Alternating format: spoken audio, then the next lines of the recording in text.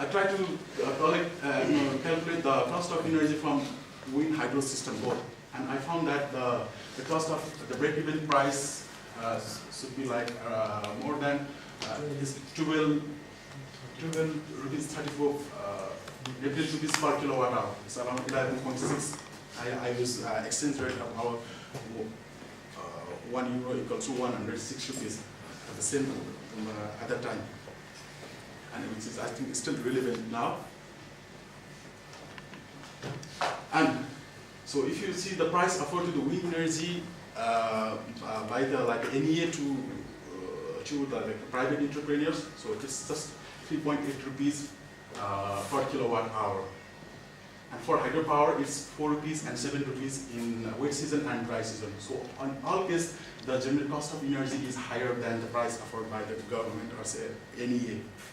So it's from this graph also you can say that with present tariff conditions, the wind hydro system this is not financially feasible. Okay, so I try to do sensitivity analysis. So you have if you decrease the investment, if you can decrease the investment by around 55% only, then with this present conditions, this can be possible, feasible. But I think this is almost impossible. Now, the cost of energy for wind energy system alone. So the capacity factor of that area is I found around 25%. 3 minutes. Yeah, okay, I will finish it.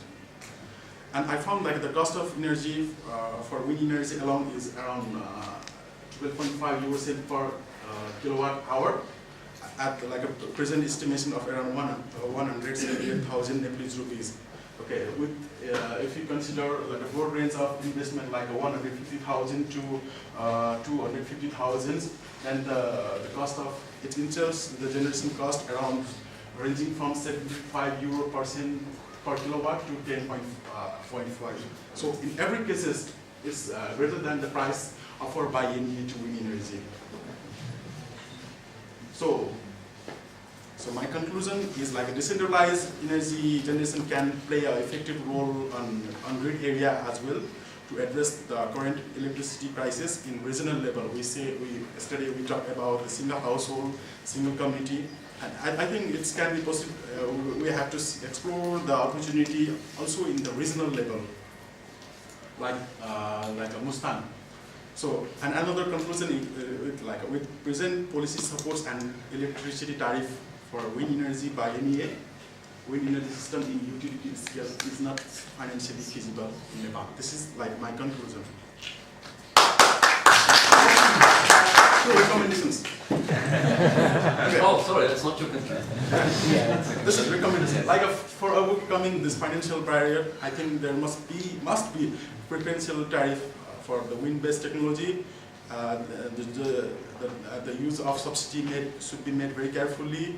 The government has to provide some kind of tax relaxation and subsidy, interest subsidy. And for private entrepreneurs, it will not be possible to develop the infrastructure like the road, transmission, and the purchase of land. So in that case, the government should provide necessary support to them. And for securing for establishing secure investment, the government should make an arrangement that the obligation for the utility company to purchase the power produced from wind energy, like you do have feed-in tariff in Germany, a friendly grid connection arrangement must be made. And for establishing sustainable infrastructure, we must build local skills. So without it, it's not going to be sustainable anymore. And we have to develop technical standard and also the local participation should be made in all levels as far as possible. And there must be proper coordinations between EAPC and NEA along with other stakeholders as well.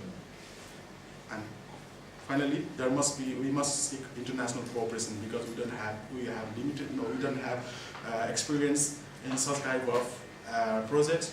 So I think we must seek international cooperation also. Thank you. Any questions? Yeah, please. I have seen, and there are two systems, wind system and hydropower system. But hydropower is producing the electricity in AC system. How you synchronize the two systems? One is DC system, one is AC system. No, the AC, the wind also generates in AC system. I'm talking about the big wind turbines, 275 kilowatt.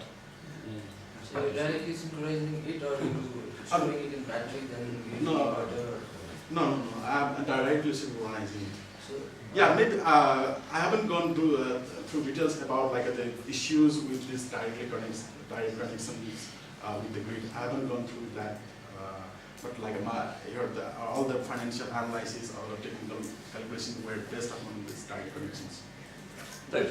It means that you will assume both systems are same system. AC system. Yeah.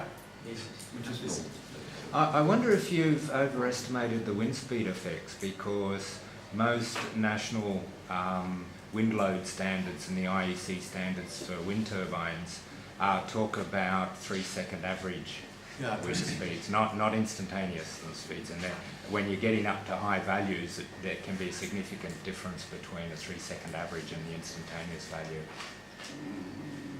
Yeah, I forgot that. I think it appears the high wind appear for 2 seconds is for sure, but I'm not. It's whether it stayed at that very high value. Yeah, I have to check that. The other question that follows on from that, the idea of that Vernier turbine was specifically designed to be lowered, and there's a big installation of them in the Pacific, and the situation there is that you know when a cyclone or a hurricane is coming and you can lower it down. Do you know when the extreme winds are coming? And because if you don't, that's not a good strategy. You need to have like a good weather forecast systems. For that. I wrote these things in my report. Is there one more question? Moni, last question. Is there any automatic system so that if there is a big wind, the system will slow down, or it should go automatically? No, either sometimes this is like a manual. The turbine goes flat or whatever.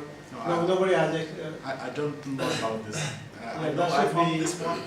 That should be considered. I think I have not seen so far any definite. Usually the problem is by the time it's that windy, you dare not lower That's the the last turbine thing. because the blades are whizzing round and you cause more damage than leaving it up.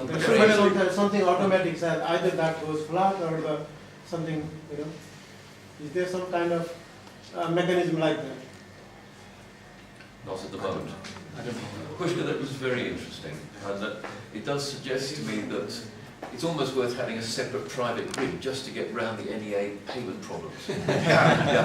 Finally, I would like to thank the following guys for their generous support during my research in Germany and in Nepal. Thank you very much. Thank you.